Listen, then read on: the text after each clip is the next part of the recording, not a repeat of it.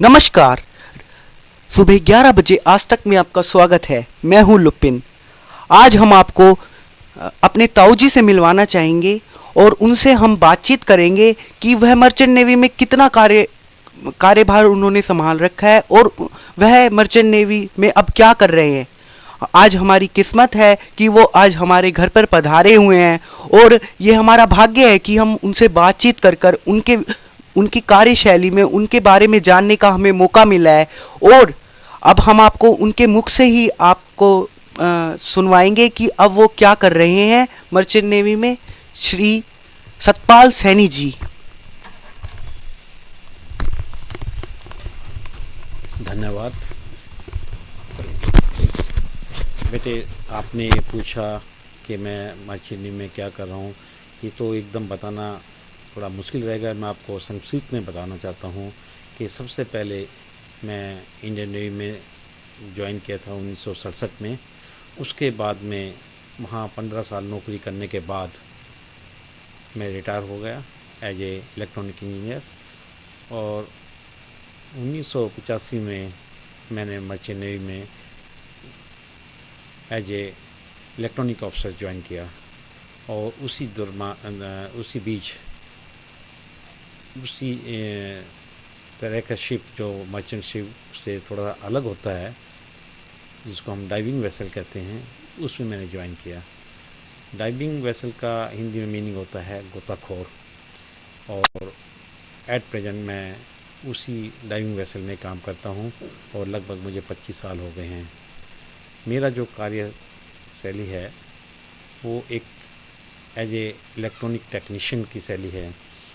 मेरा काम जो भी इक्विपमेंट डाइविंग से कंसर्न होते हैं या जो गोताखोर से कंसर्न होते हैं उसको मेंटेन करना, उनको रिपेयर करना वगैरह वगैरह होता है।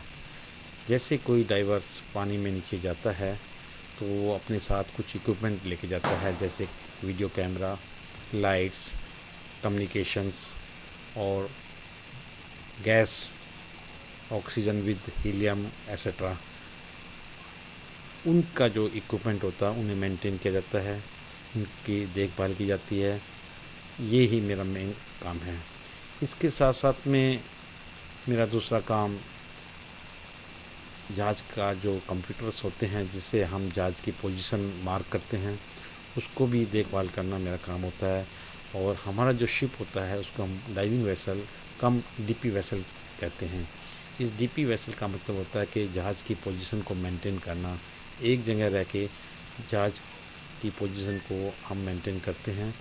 और उसी दौरान गोताखोर अपने चैम्बर से या अपनी बेल से निकल के पानी में जाता है और वहाँ जाके वो अपना कार्य करता है।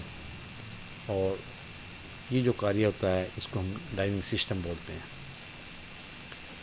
लगभग मुझे 25 साल से ये काम करते हो गए हैं और मुझे आशा है कि मैं आगे 5 और 10 साल ये शायद यही काम करूँगा। और लगभग मैंने ये काम अपने बॉम्बे हाई में किया है और कभी कभी बाहर भी जाना पड़ता है, जैसे सिंगापुर, दुबई, शारजा, ईरान और नाइजीरिया, और जहाँ ज़रूरत होती है वहाँ हमें भेज दिया जाता है। और ये जो काम है डाइविंग का वर्ल्ड वाइज चल रहा है। और इस समय मैं दुबई में कार्य कर रहा हूँ और टाइम बीइंग मैं यहाँ छुट्टी पर आया हूँ। हो सकता है कि मुझे 5-6 दिन में या 10 दिन में वापस जाना पड़ जाए। तो मेरा जो कार्य है वो लगभग 2 महीने चलता है, तो फिर उसे 1 महीने के बाद छुट्टी मिलती है 1 महीने के लिए, और फिर वापस ड्यूटी पे जाना होता है। और अगर मैं बॉम्बे हाई में काम करता हूँ तो वहाँ पर 1.5 महीना काम है तो 1.5 महीना छुट्टी है।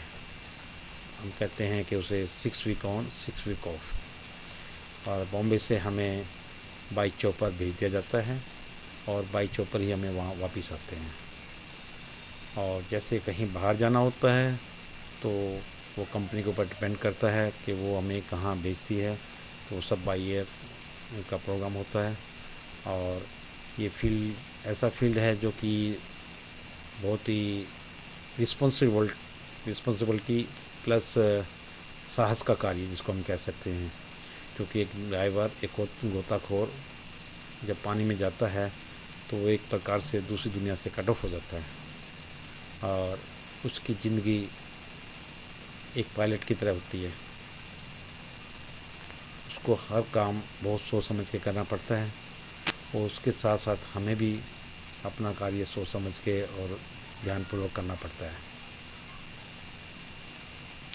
ये फील्ड ज़्यादा बड़ा फील्ड नहीं है, लेकिन आज के समय में पूरी दुनिया में फील्ड फैला हुआ है, चाहे वो अमेरिका है, रशिया है, चाइना है, ऑस्ट्रेलिया है, इंडिया है या कोई भी अरब कंट्रीज़ हैं जहाँ पे मैक्सिमम तेल का उत्पादन होता है, वहीं हमारा काम होता है। मैं आपको इससे ज़्यादा जानकारी तो नहीं दे सकता, क्योंकि कुछ चीज़ ऐसी हैं जो आप टेक्निकल समझ नहीं पाएंगे। बस इतना ही कहूँगा कि हम लोग ड्राइविंग फील्ड में काम करते हैं। धन्यवाद। अच्छा ताऊ जी, हमें ये जानकर बड़ी खुशी हुई कि आपने इतना कार्यभार अपने कंधों पर संभाल रखा है और हमें ये जानकर बड़ा आश्चर्य हुआ कि आप इतने दिनों तक बाहर रहते हैं। और आपने एक चीज़ बताई अपने भाषण में कि आप पानी के नीचे रहकर काम करते हैं। ये तो बड़ा ही आप साहस, ये जो हम कह सकते हैं कि साहस का काम है, नीचे जाना और इतने दिनों रहना वहाँ पर। अच्छा, आप हमें ये बताइए, आप इतने दिनों घर से दूर रहते हैं तो आपको कैसा लगता है? और आप मतलब आपके अंदर ये फीलिंग्स आती है कि अब मैं ये क्या करूँ, ये काम छोड़ दूँ, क्या करूँ मैं? मतलब आप इसमें क्या प्रतिक्रिया अपनी जाहिर करेंगे? ताऊ जी हमें बताइए ज़रा। बेटे, आपने सवाल पूछा कि मैं जब यहाँ से दूर होता हूँ या घर से दूर होता हूँ तो मुझे कैसा अनुभव होता है। तो बिल्कुल वैसा ही है बेटे, जब आप अपना घर छोड़ के कहीं स्कूल में पढ़ने जाते हो तो उस टाइम आपका ध्यान स्कूल के काम में होता है, पढ़ाई में होता है। इसी तरह जब हम वहाँ जाते हैं तो हमें सिर्फ अपने काम के सिवा दूसरा कुछ नज़र नहीं आता। वैसे बेटे, हम जब भी घर से दूर होते हैं तो मोस्टली समुद्र में होते हैं, और समुद्र का मतलब है जहाज़, और जहाज़ का मतलब है एक अपना कार्यशैली। और वो जो कार्यशैली, जो प्रोग्राम दिया गया होता है कंट्री की तरफ से या वो गाँव की गवर्नमेंट की तरफ से या वहाँ की कंपनी की तरफ से, वही काम हमें करना पड़ता है। और जब हम काम करते हैं तो अपने काम में मस्त रहते हैं। हमें कोई ऐसी चिंता या ऐसा बोझ नहीं रहता दिल पे कि भाई हमें कोई एक्स्ट्रा काम करना पड़ रहा है या हमें कोई तकलीफ़ हो रही है। ये वही है जैसे कि एक आदमी घर से बाहर अपने ऑफिस में जाता है, ऑफिस में काम करके फिर वापस आता है। ये थोड़ा कभी कभी महसूस होता है कि जब कभी कोई फेस्टिवल होता है या कभी कोई ख़ास प्रोग्राम होता है या बर्थडे होता है तो हमें याद आती है घर की। वरना हम बहुत खुश रहते हैं, क्योंकि जहाज़ में लगभग सब फैसिलिटीज़ होती हैं। खासकर रहना बड़ा अच्छा होता है, क्योंकि जहाज़ में सब एयर कंडीशन है, ना वहाँ कोई समस्या है, ना कोई मच्छर है, ना मक्खी है, ना किसी तरह की कोई गंदगी है।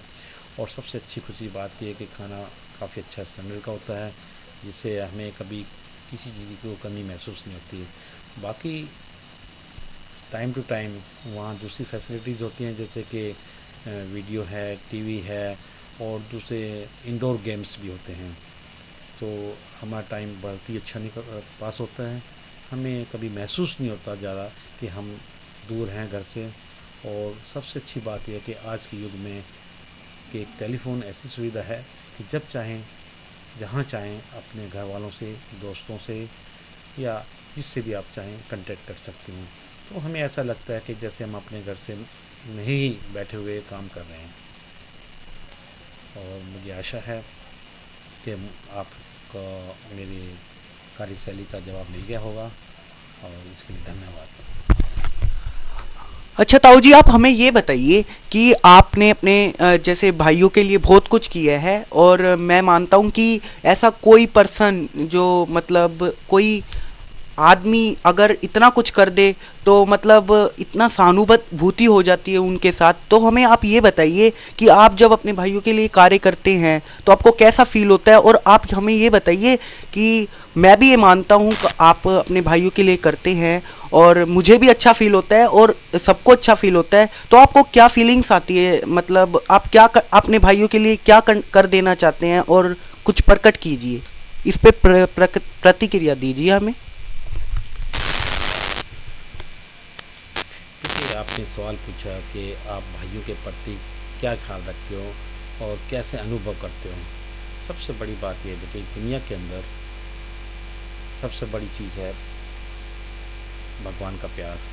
और भगवान का प्यार के बाद बेटे अपने भाइयों का, माता पिता का, उनका प्यार आता है, क्योंकि उनका जो जंग है वो उस देवता के बाद जंग आती है, जिसको आप पूज भी सकते हो, जिसको प्यार भी कर सकते हो। और ये तो एक बेटे बहुत बड़ी कहावत है, जैसे कि गीता में भी लिखा है कि इंसान क्या तू साथ लेके जाएगा, क्या लेके आया, जो आज तेरा है कल दूसरे का हो जाएगा। तो बेटे हमें तो इस चीज़ की कोई चिंता नहीं है कि हम अपने साथ कुछ लेके जाएंगे या कुछ लेके आए हैं। जो कुछ है यहीं पैदा हुआ है, यहीं ख़त्म हो जाना है। रही बात भाइयों की प्यार की, ये वो प्यार है जो कभी ख़त्म नहीं होता। और इस प्यार में जितना आनंद है, मैं सोचता हूँ दूसरे किसी प्यार में आनंद नहीं है। अगर आपका घर का माहौल अच्छा है, आपको भाइयों से प्यार है, तो उससे बड़ी कोई चीज़ नहीं है। तो हमें सबसे पहले ये ध्यान रखना चाहिए कि हर एक इंसान को अपना एक फ़र्ज़ निभाना चाहिए। जब एक इंसान अपना फ़र्ज़ निभाता है अपने भाइयों के प्रति, माँ बाप के प्रति, बच्चों के प्रति, तो उससे ज़्यादा खुशी की बात कुछ नहीं हो सकती। और जब तक इस दुनिया में एक भाईचारा और प्यार है, तो हमें दुख नज़दीक नहीं दिखाई देते। और जब हम सोचते हैं कि अगर हम मिल के काम करेंगे, मिल के खाएँगे, मिल के रहेंगे, तो वो घर, वो जगह स्वर्ग बन जाती है। और हर एक इंसान यही तमन्ना करता है कि उसे स्वर्ग जैसा सुख मिले। वो सुख यही है कि भाइयों के साथ रहो, उनकी मदद करो, मिल के काम करो। और इससे आपको तो खुशी होगी, साथ साथ में दूसरों को भी खुशी होगी। और मैं तो यही कहूँगा कि ये मेरा एक फ़र्ज़ है और मैं अपना फ़र्ज़ निभा रहा हूँ। धन्यवाद। ताऊ जी, ये तो आपने बड़ी अच्छी बात कही कि मिलजुल कर रहना चाहिए। मैं भी ये मानता हूँ कि मिलजुल कर रहना चाहिए और अपने परिवार को एक ऐसी शिखर पर पहुंचा देना चाहिए कि कोई हमारे सामने कोई आंख ना उठा सके। मैं उदाहरण के तौर पर मैं आपको ये बताना चाहता हूँ कि एक लकड़ी कोई भी तोड़ सकता है। अगर उनको हम इकट्ठी 3-4 लकड़ियाँ इकट्ठी करके तोड़ना चाहे तो वो टूट नहीं सकती। मैं आपकी बात से सहमत हूँ और मैं आपसे यही कहूँगा कि आप जो भी बातें करते हैं, जो भी आप बताते हैं, ये हमें बड़ी ही अच्छी और इसमें कोई ठोस सबूत होता है कि हाँ, हम मजबूर हो जाते हैं कि हाँ ये है बात। और अब मैं आपको यही कहूँगा कि आप जैसे इंसान धरती पर कुछ ही हैं जो कि घर के प्रति और अपने समाज के प्रति आदर भाव रखते हैं। और अब मैं आपसे बस यही कहूँगा कि आप अपने कार्यशैली में और अपने समाज में इज्जत बढ़ाए और भी ऊंचा ओहदा पाकर हमारी सैनी जो अपनी कास्ट है उसे और भी ऊंचा ले जाए। घर आज तक से बात करने के लिए धन्यवाद। मुझे बड़ी खुशी हो रही है कि आज मेरा बेटा मेरा इंटरव्यू ले रहा है और मैं ये महसूस कर रहा हूँ कि मेरी खुशी के लिए 2 शब्द मेरे बेटे ने भी कहे हैं। और मैं यही उनको सलाह दूंगा कि बेटे हमें अपना फ़र्ज़ निभाना चाहिए। उसी में हमारी खुशी है, उसी में हमारी उन्नति है।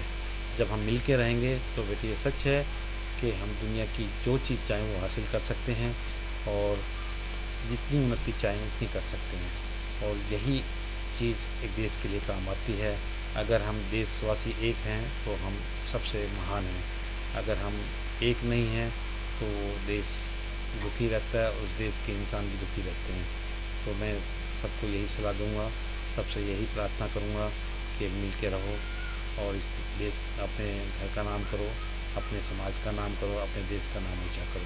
जय हिंद।